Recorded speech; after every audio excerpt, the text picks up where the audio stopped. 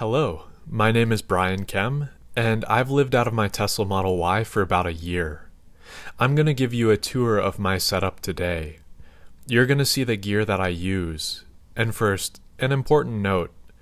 I am 6 foot 3 inches tall, or that's about 190 centimeters.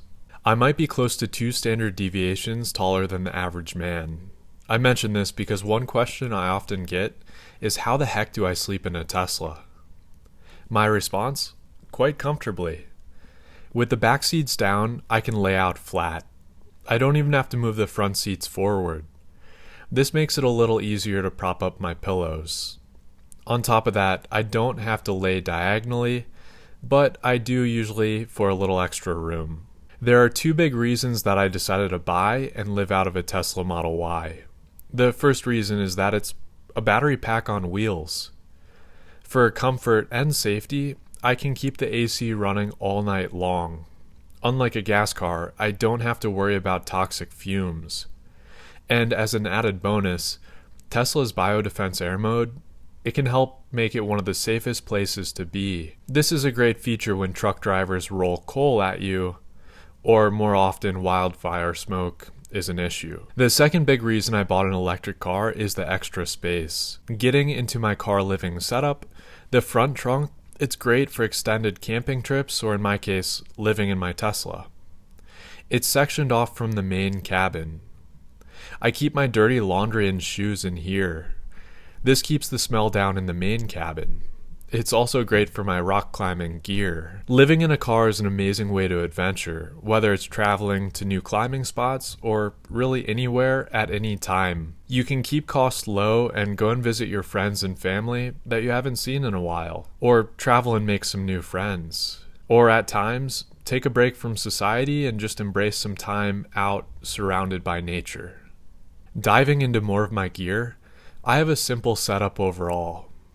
It's ironic that a few people living in vans, they've called me a minimalist. For sleeping, I have a light inflatable camping pad and a sleeping bag. I'll often have some extra blankets along as well. And it's really been more than enough. I've slept in my Tesla when it's gotten down to negative 15 degrees Fahrenheit, or that's roughly negative 26 degrees Celsius. This light sleeping gear, it's also good if I want to do some standard tent camping. I also always have a small tent with me, because this is an important note. Some campsites, they do not allow you to sleep in your car. So at times, I would set up my tent and sleep in my Tesla anyways. Hypothetically, of course. That brings me to another must-have for living in a Tesla. I have some window covers that make it easy to stealth car camp. To reduce the chance of people finding out that I'm sleeping in my car, I'll often get into the driver's seat, then I pop in the window covers. After a while, I'll just climb through the middle front seats to lay down for the night. This draws less attention than opening up the trunk, because that gives a full view of the sleeping setup, and you never know who might be watching. This is my approach when sleeping in towns and cities, although I've preferred to find free car camping spots out in nature, such as the mini Forest Service roads. For most of my remaining gear and food, I keep it mostly in the back trunk and the back side compartments. Although I enjoy cooking, I do mainly stick to dry foods that keep well.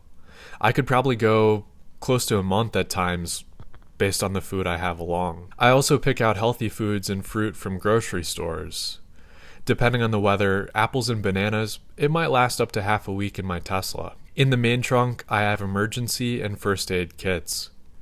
I also have some dry laundry sheets and plenty of other smaller items.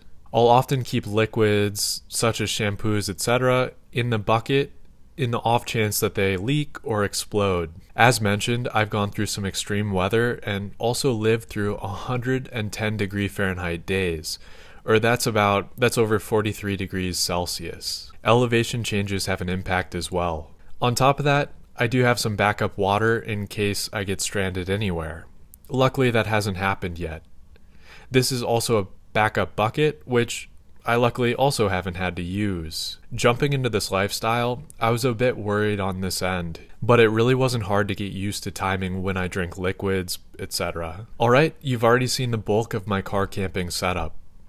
I'll also usually keep clean clothing in plastic bags in the middle, along with a backpack with my computer and other gear. This really gives me easy access. If you have any questions about living in a Tesla and my setup, feel free to comment here. I'll be keeping a close eye on the comments. Also, thank you to Jimmy for letting me share my Tesla tour on this channel, Living in a Tesla. If you haven't subscribed yet, please do. And I'm guessing we'd both appreciate it if you'd tap the like button. You might find a link to my channel in the description as well, so feel free to check out my videos, and I hope to see you again soon.